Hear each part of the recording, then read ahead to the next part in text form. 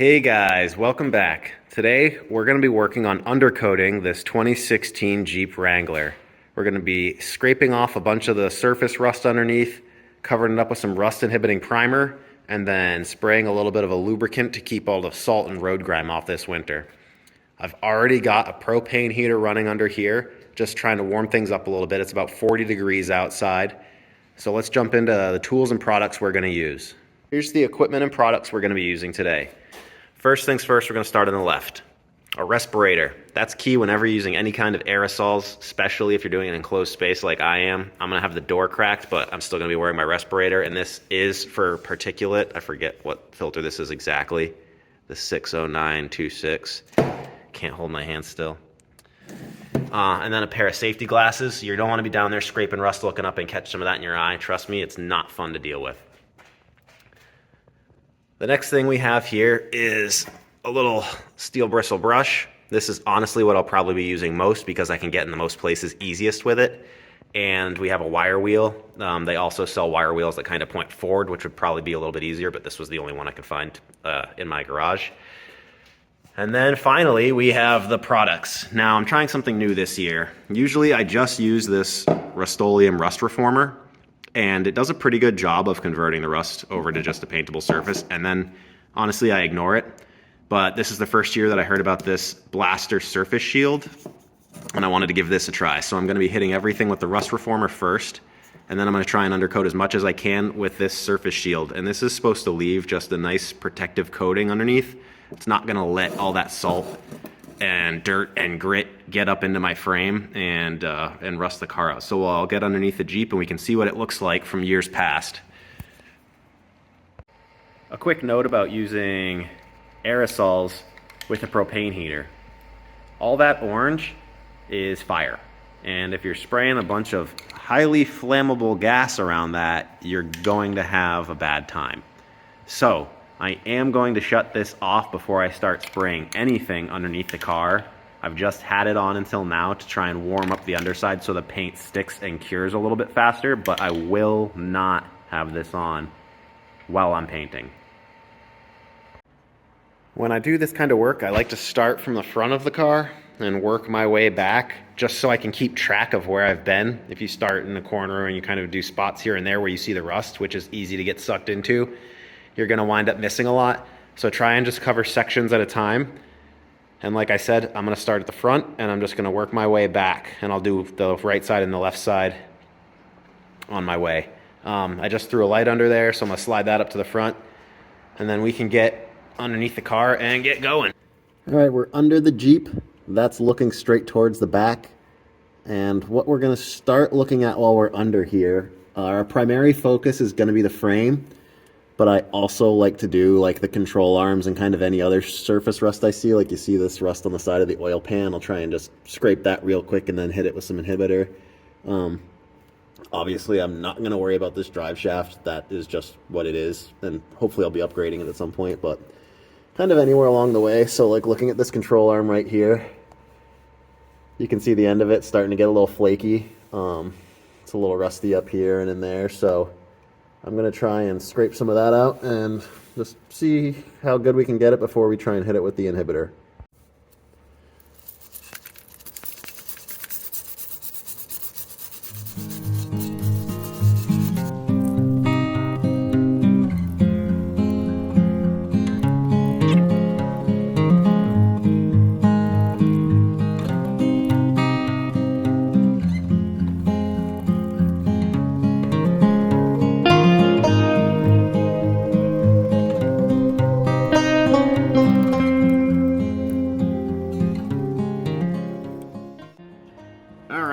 I'm all done with the front.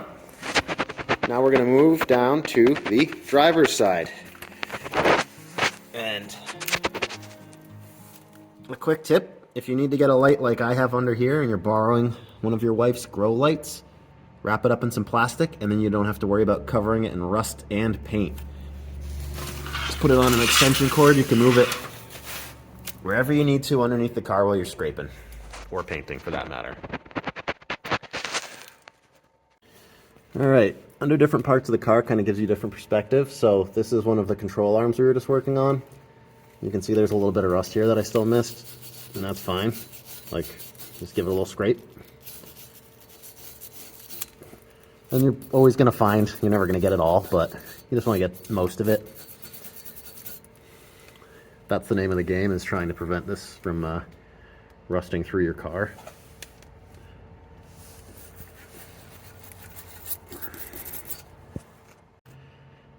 So this is a super close-up of the frame underneath my car. And you can see, for the most part, it's pretty clear. There's rust pretty much at every seam and hole. This one's probably the worst one in this section. And, you know, I'm going to give it the wire brush, but it's not going to be perfect.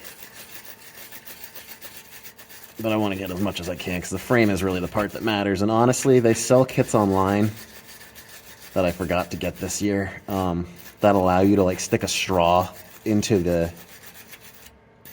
frame, so you can spray stuff inside of here and prevent rust from building in there as well, because I mean, salt gets in there, so why wouldn't it get rusty inside of there?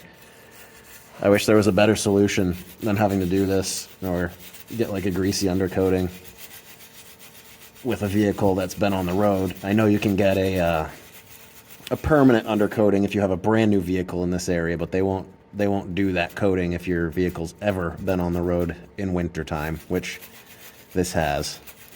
So I'm just gonna keep going along, scraping up little bits of salt or rust.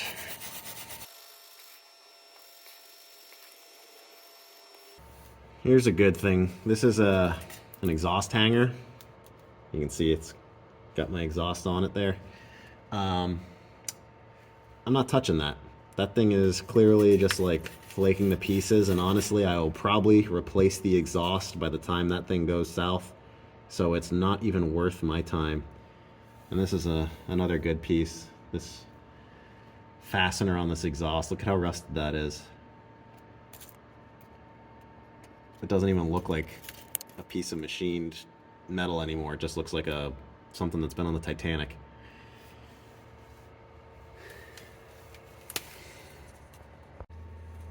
So I'm at the back now, and I think I found my first candidate for using the wire wheel on the drill. This is the rear differential, and there's just a little bit of heavier rust up here. So I'm gonna see if this can do the trick and if I can film it.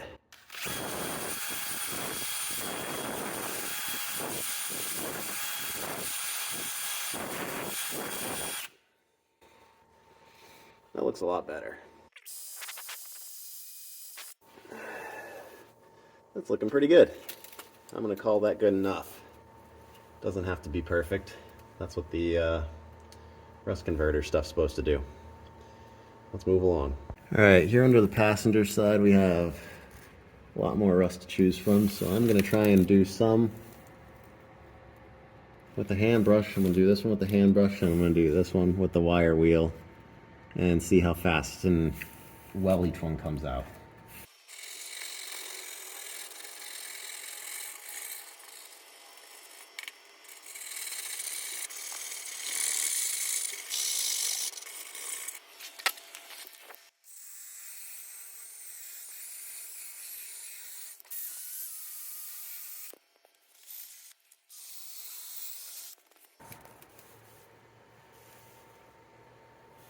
Well, clearly the wire wheel did better, even with the disadvantage of having me hold the camera with one hand. If I had two hands, this would have been even easier and come out even better. So I'm going to finish this up without filming. I'm all done scraping all that super loose rust off the car. I'm not going to go and wipe everything down with alcohol and clean it all up. I'm not that particular about it. I've done this every year with the exception of last year, and you saw what the underside of this car looks like driving through salty winters for the past 7 years. So it's in relatively good shape. The parts that are really rusty are pretty much wear parts, but the frame is mostly solid. So now that we have finished with all of that scraping, we're going to turn off our source of ignition so we don't accidentally blow ourselves up.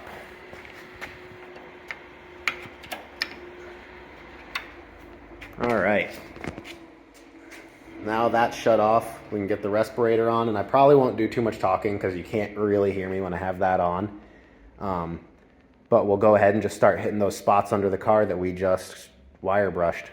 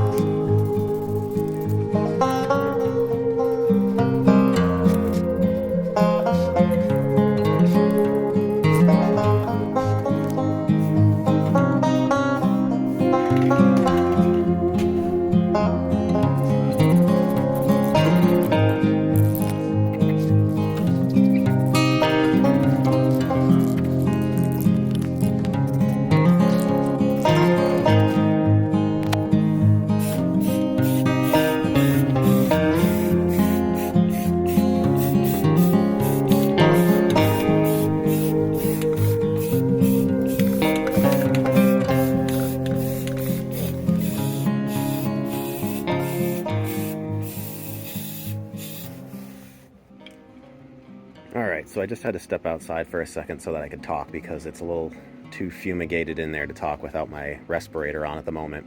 So normally that's the step that I stop at, spraying the paint on. It's good for the year, and you saw what the underside looked like. I've done that for the past 7 or so years, and it's worked pretty well. Last year excluded, obviously I didn't do it last year.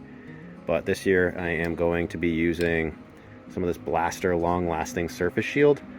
I just heard about this stuff this summer, so I'm interested to see how it does. I'll obviously keep you updated next year when I go and do this process again, but I'm going to spray this over the paint that I just laid down once that dries off, and I think this is just supposed to make like a waxy, greasy barrier that's going to kind of keep everything nice and lubricated and also keep the salt off of it, so we'll see how that goes.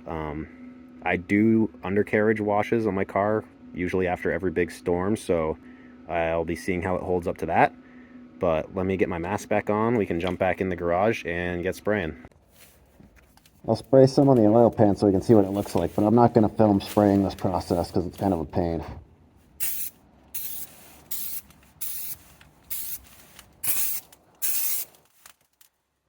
So kind of this looks like regular like spray lubricant or something, but we'll see how sticky it is, I guess.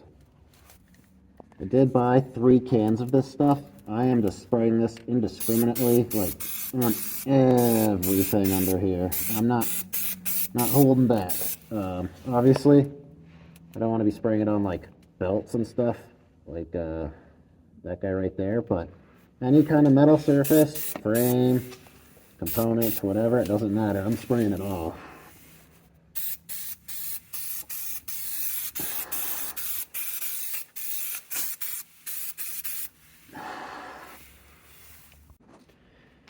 Some final notes on that Blaster product. You see those tire tracks?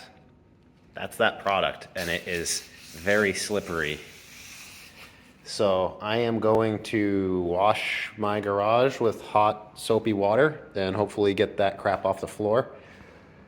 It looked like it covered the bottom of the Jeep pretty well, but I also don't want to be slipping in this, so I am going to hopefully clean this up and recommend, if you do apply that to your vehicle, you do it somewhere like a patch of dirt or anywhere that you don't have to clean up afterwards. So I'm gonna go ahead and do that.